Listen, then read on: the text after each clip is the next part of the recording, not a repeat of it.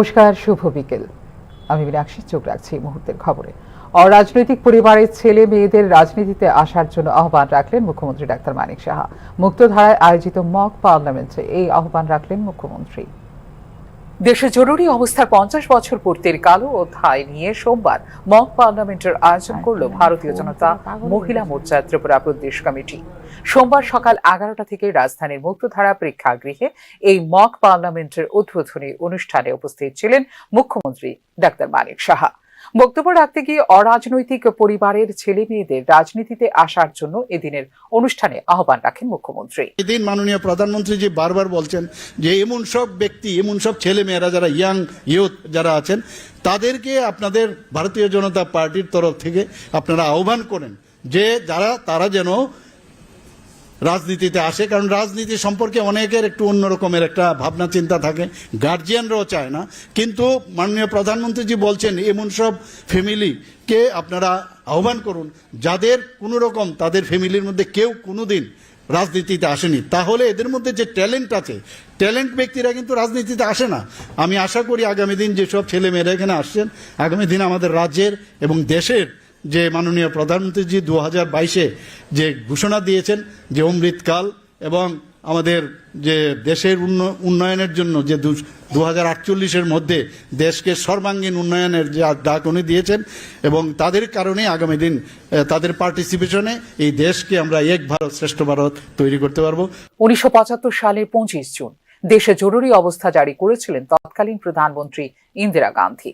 জরুরি অবস্থা জারির মধ্য দিয়ে কুঠারাঘাত করা হয় সংবিধানের ওপর বলে মন্তব্য করেন মুখ্যমন্ত্রী। রাষ্ট্রপতি ফকিরউদ্দিন আহমেদকে উনি প্রেসার করে সেই দিন 25শে জুন 1975-এ প্রেসার করে ডিক্লেয়ার করালেন যে ইমার্জেন্সি, এই কালো দিন, যেটাকে আমরা সংবিধান হত্যা দিবস হিসাবে আমরা পালন করি। 50 বছর আমাদের পূর্ণ হলো যে এই 50 বছর, কিন্তু 50 বছরের অনেকে হয়তো জন্মই হয়নি।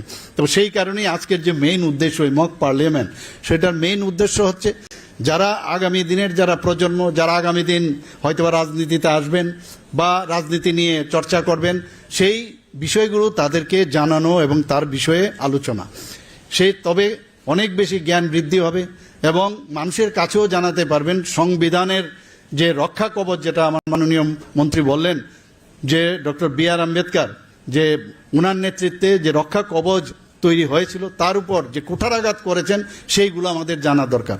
25 জুন 1975 থেকে 21 মার্চ 1977 অর্থাৎ 21 মাস ধরে দেশে জারি করা হয়েছিল জরুরি অবস্থা।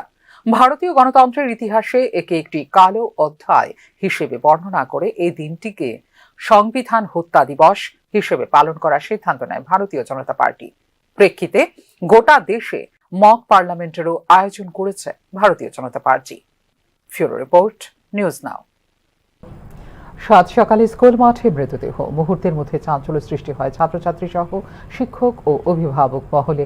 ঘটনা পূর্ব গোকুলনগর দ্বাদশ শ্রেণী বিদ্যালয়ে এলাকার স্থানীয় বাসিন্দা মিঠুন দেবনাথ দীর্ঘদিন ধরে মানসিক রোগে আক্রান্ত ছিলেন বলে জানিয়েছে পুলিশ। সোমবার সকালে বিদ্যালয়ের মাঠ থেকে তার মৃতদেহ উদ্ধার হয় বলে জানিয়েছে পুলিশ।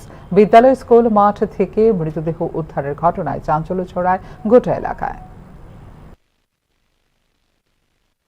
সকালবেলা আজকে আমাদের থানাতে একটা ইনফরমেশন আসে লোকাল থেকে এবং স্কুলের হেডমাস্টার বাবুর থেকে যে স্কুল মাঠেই একটা ছেলের মৃতদেহ পড়ে আছে। তো তারা এলাকাতে লোকজন যখন আসে জানতে পারে তার নাম মিঠুন দেবনাথ, বাবার নাম মহেন্দ্র দেবনাথ। তো স্কুলের পাশেই ওর বাড়ি। সে দীর্ঘদিন ধরে অসুস্থ ছিল। তো কালকে বিকাল পর্যন্ত এখানে যারা খেলাধুলা করেছে অনেকে দেখেছে, বসেছিল এখানে। তো বিকালের পরে সন্ধ্যার দিকে হয়তো যে কোনো সময় সে এখানে মারা গেছেন।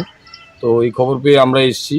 তো বাড়িঘরের লোকজনকে আমরা ডেকে এনেছি, আমরা একটা ইউডি কেস নিচ্ছি, নিয়ে তার পোস্টমর্টম করে আমরা বাকি কাজ যেটা আছে সেটা আমরা করি। চা শ্রমিকদের 5 দফা দাবি নিয়ে শ্রম কমিশনারের অফিসের সামনে গণধর্ণা এবং গণডেপুটেশন প্রদান করে ত্রিপুরা টি ওয়ার্কার্স ইউনিয়ন। মূলত চা শ্রমিকদের 250 টাকার ন্যূনতম মজুরির দাবিতে প্রদান করা হয় এই ডেপুটেশন। সাম্প্রতিককালে চা শ্রমিকদের মজুরি বৃদ্ধি করে মোট 204 টাকা করার সিদ্ধান্তের ঘোষণা দিয়েছিল রাজ্য সরকার। কিসের ভিত্তিতে চা শ্রমিকদের মজুরি 204 টাকা করা হলো তা নিয়ে প্রশ্ন তুলে ত্রিপুরা টি ওয়ার্কার্স ইউনিয়ন।